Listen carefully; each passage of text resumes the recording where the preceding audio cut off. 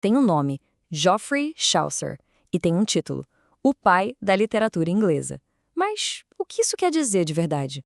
Nessa análise, a gente vai desvendar como um homem não só escreveu em inglês, mas, de certa forma, inventou o inglês como uma língua para se fazer arte. Essa frase, né, parece algo definitivo, quase esculpido em pedra.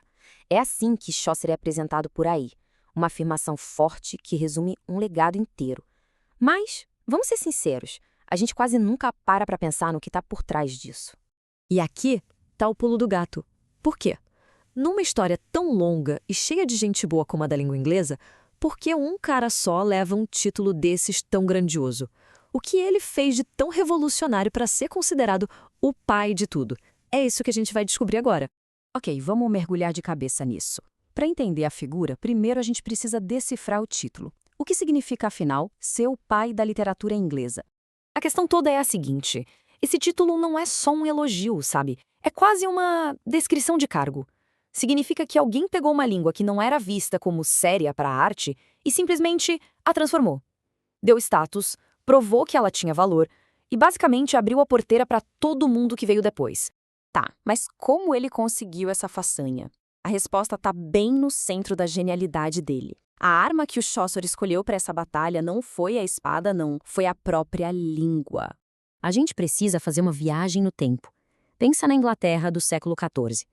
Se alguém quisesse escrever algo realmente importante, algo que fosse para durar, como poesia, filosofia, um documento oficial, não usaria o inglês. De jeito nenhum.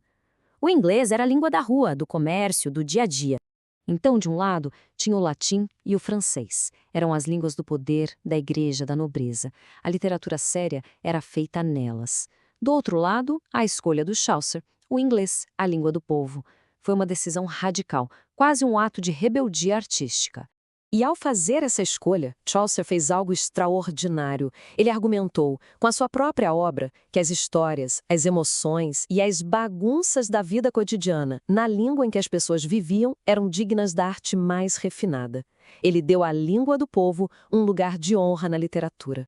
Mas uma ideia revolucionária precisa de uma prova, não é mesmo?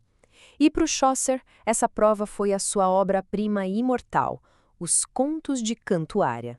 A ideia é simplesmente brilhante. Um grupo de pessoas, de todos os tipos, de todas as classes sociais, viajando juntas. E para passar o tempo, cada uma conta uma história. Isso permitiu que o Chaucer criasse um retrato incrível da sociedade da época, com cavaleiros, muleiros, padres, comerciantes, e tudo isso pela primeira vez, nessa escala, nessa ambição, em inglês. Os contos de Cantuária não são só stories, são um espelho de uma época. E o mais importante, um espelho que falava a mesma língua de quem estava se vendo nele. Foi como se, pela primeira vez, as pessoas pudessem se enxergar e se ouvir na grande literatura. Então vamos juntar todas as peças. Como é que o contexto, essa escolha e essa obra-prima se encaixam para criar esse legado tão duradouro do Chaucer? O caminho fica bem claro quando a gente olha assim. Primeiro, o cenário.